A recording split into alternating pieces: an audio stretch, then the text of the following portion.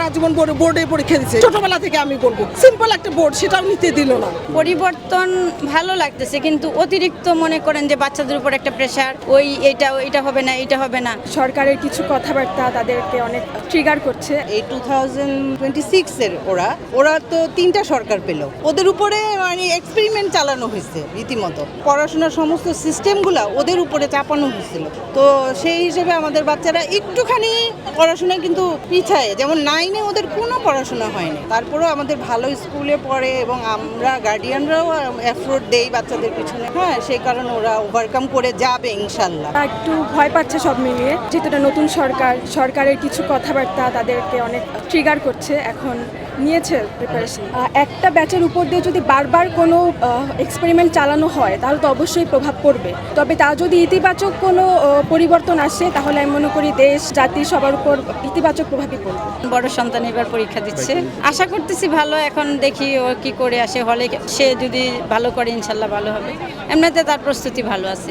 ঘড়ির ব্যাপারটা নতুন করে জানলাম, তবে বোর্ড নেওয়া যায় না এটা আমি জানি। এজ এ টিচার, আমি একজন টিচার। ঘড়িটা এটা স্মার্ট ওয়াচ ছিল না, কিন্তু স্মার্ট ওয়াচ এলাও না হলে বা ক্লাসে, কিন্তু নর্মাল ঘড়ি নেওয়া যেত। কিন্তু এখানে এসে দেখলাম যে নর্মাল ঘড়ি নিতে দিচ্ছে না। এটা নিয়ে আর কি আমরা একটু তারপর তারা আশ্বস্ত করলো যে কর্তৃপক্ষ তাদের নাকি হলে ঘড়ি দেওয়া আছে। তারপরে বাচ্চাদের কষ্ট হয়ে যাবে, কারণ হলের দিকে তাকিয়ে লেখা, নিজের হাতের ঘড়ি থাকলে বা পাশে থাকলে একটু ভালো হতো। এখন হয়তো ওনারা কর্তৃপক্ষ মনে করেছে যে এটা বেটার হবে তাদের সুবিধার জন্য, এই জন্য হয়তো নিয়েছে। 200-র বেশি সার্ভিস ও ফিচারে লেনদেনের সব বিকাশ অ্যাপে সম্ভব। বাচ্চারা একটু আতঙ্কিত, ভয় আছে। গভর্নমেন্ট থেকে একটু কেমন জানি একটু চাপের মধ্যে, তো এই জন্য আমরাও একটু নার্ভাস ফিল করতেছি। এই যে একটু আতঙ্কিত একটু পরিবেশ না, যে সবকিছু কড়াকড়ি হবে, অন্যরকম নর্মাল একটা ঘড়ি এটাও নিতে দিল না। তারপরে বোর্ড নিয়ে ওরা সারা জীবন বোর্ডে পরীক্ষা দিচ্ছে, স্কুল জীবন থেকে, ছোটবেলা থেকে আমি বলবো সিম্পল একটা বোর্ড, সেটাও নিতে দিল না।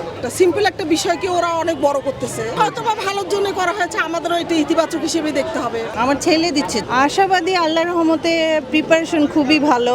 পরীক্ষার সিস্টেমটা মানে ভালোই মনে হচ্ছে, বাট ঘড়িটা নিতে দিল না, এটা একটু লেগেছে। হ্যাঁ, বাচ্চারা একটু টাইমটা মেনটেন করে, যেহেতু ওদের সৃজনশীল লিখতে হয়, টাইমটা মেনটেন করে লিখতে হয়। হ্যাঁ, তো হাতে ঘড়ি থাকলে ওদের খুব ভালো হয়। এখন ওয়ালে ঘড়ি দেখে ওরা কিভাবে কি করবে জানি না, ঘড়িটা নিতে দিল না।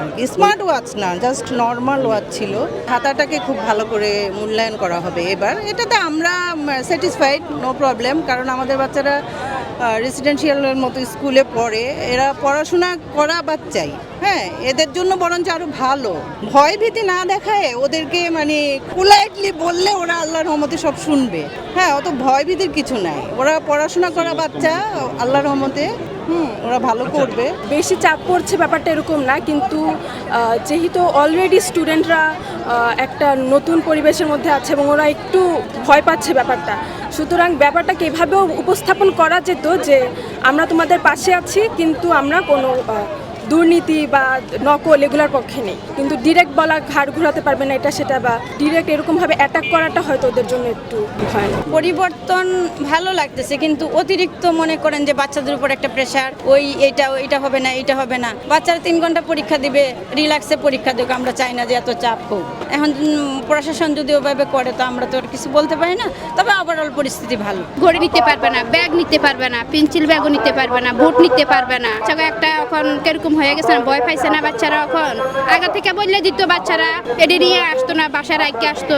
এখন ভিতরে ঢুকছে, এখন আবার কয় কি পেন্সিল আগে কাঠ আরও নিতে পারবে না।